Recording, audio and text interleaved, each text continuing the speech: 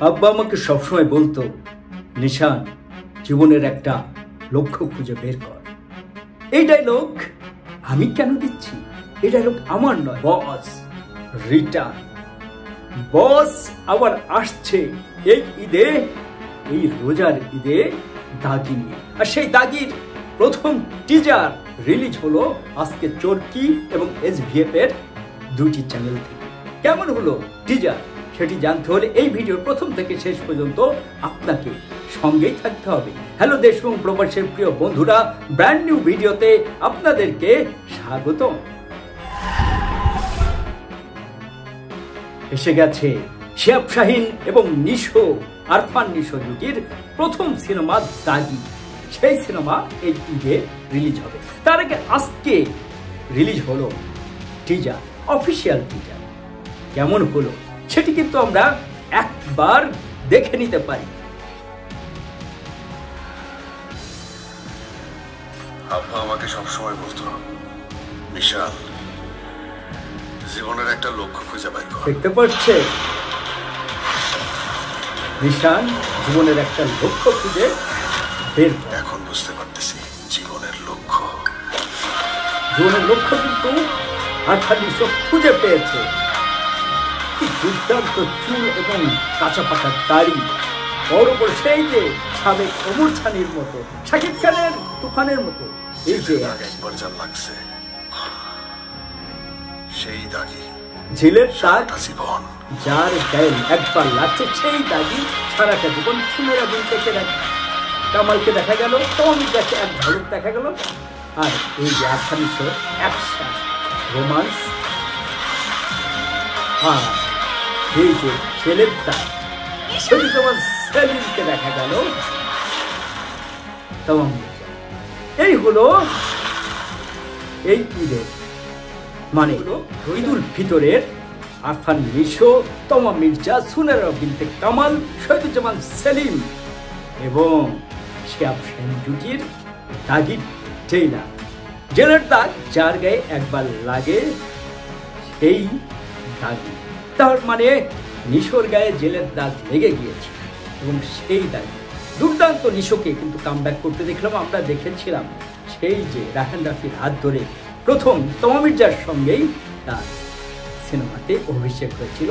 প্রিয়তমা এবং সুরঙ্গ শেয়ানে টক্কর হয়েছিল, দেখতে পেয়েছিলাম। এই ঈদে আসছে কিন্তু শাকিব খানের বরবাদ, সেটিও অ্যাকশন, রোমান্সে এবং ভায়োলেন্সে ভরপুর। আরফান নিশো যে সিনেমার টিজারটি আমরা দেখলাম এতক্ষণ, সেখানেও দেখা গেল আরফান নিশোকে সেই যে শাকিব খানের তুফানের বড় বড় চুল এবং দাড়ি। এখানে অবশ্য নিশোর কিছুটা কাঁচা পাকা দাড়ি, তার গায়ে জেলের দাগ লেগে গেছে এবং তার বাবা তাকে একটি লক্ষ্য খুঁজে বের করতে বলেছিল, সেটি তিনি খুঁজে পেয়েছেন। দেখতে পেলাম টপ টপ করে হাত থেকে রক্ত ঝরে পড়ছে। আর নিশো ঠিক এই ডায়লগটা থ্রো করছে। তাকে জেলে অসংখ্যবার দেখতে পেলাম। তার মানে জেলকে নিয়েই একটি গল্প এগিয়ে যাবে, সেটি বলাই যায়। কিন্তু তার মানে একজন কয়েদি নানা রকমের ঘটনা নিয়েই এই সিনেমার গল্প এগিয়ে যাবে, সেটি কিন্তু খুব ভালোভাবে বোঝা যাচ্ছে। কারণ জেলে অসংখ্যবার তাকে দেখতে পেলাম আমরা। জেল থেকে ছাড়া পাচ্ছে আরফান নিশো, আবার জেলের মধ্যে ঢুকছে, সেখানে যে অ্যাকশন করছে, দুর্দান্ত অ্যাকশন। কিন্তু কেমন হলো? আরফান নিশোর প্রথম সিনেমা ছিল কিন্তু অ্যাকশন নয়, একটি ড্রামাটিক সিনেমা, মানে একটি গল্পের সিনেমা। এখানে প্রধান প্রোটাগনিস্ট অর্থাৎ শাকিব খান যেমন তুফানে ছিল, সেরকম এখানে নিশোময় একটি টিজার দেখতে পেলাম। সুনেরা বিনতে কামালকে এক ঝলক দেখতে পেলাম এবং তমা মির্জাকে এক ঝলক দেখতে পেলাম। এরপর দেখতে পেলাম শহীদুজ্জামান সেলিম, তিনি কাউকে মারছেন, সেটি এক ঝলক দেখতে পেলাম। এবং এখানে গল্প কিছুটা রিভিল হলো, সেটি হচ্ছে এই গল্পের প্রধান যে প্রোটাগনিস্ট অর্থাৎ নিশান, তিনি হচ্ছেন আরফান নিশো। তাকে ঘিরেই পুরো গল্পটি এগিয়েছে, কারণ টিজারের প্রথম থেকে শেষ পর্যন্ত সেটি বুঝতে পারা গেছে। এবং গল্পটি একটি অ্যাকশন, ভায়োলেন্স এবং একজন কয়েদির। তার বাবা হয়তো কোনো কারণে মৃত্যুবরণ করেছেন। বাবার বাংলা সিনেমা যেরকম হয় সেরকমই দেখতে পেলাম।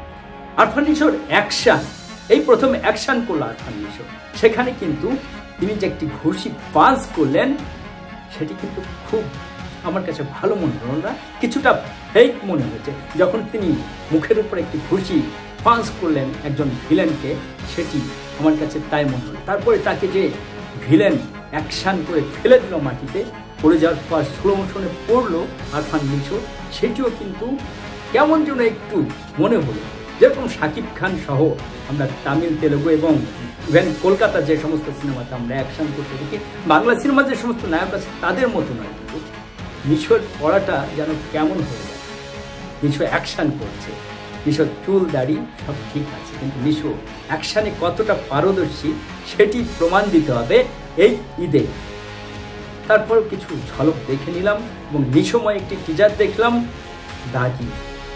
দাগির সিনেমাটোগ্রাফি ভালো হয়েছে, যেটুকু দেখলাম দুর্দান্ত হয়েছে, চমৎকার হয়েছে বলা যায়। কারণ কালারটা একটি একই গ্রেডে রাখার চেষ্টা করেছেন শ্যাফরাইন, সেটি তার মুনশিয়ানা, অবশ্যই সেটির প্রশংসা করতেই হবে। এর ব্যাকগ্রাউন্ড যে মিউজিক হলো সেটি একটি সাধারণ মিউজিক, এই মিউজিক সচরাচর আমরা দেখেই থাকি। কিন্তু আরফান নিশো সবসময় নাটকে অভিনয় করেছেন। প্রথম একটি সিনেমাতে অভিনয় করেছিল সুরঙ্গে, সেখানে তিনি একটি ড্রামা, শুধু গল্পের সিনেমা পেয়েছিল। কিন্তু এখানে অ্যাকশন মানেই চ্যালেঞ্জ। এর মধ্যে কিন্তু শ্যাফরাইন বলেছেন যে তার এই সিনেমা 17-18 কোটি নয়, বলেছেন শাকিব খানের বরবাদের কথা।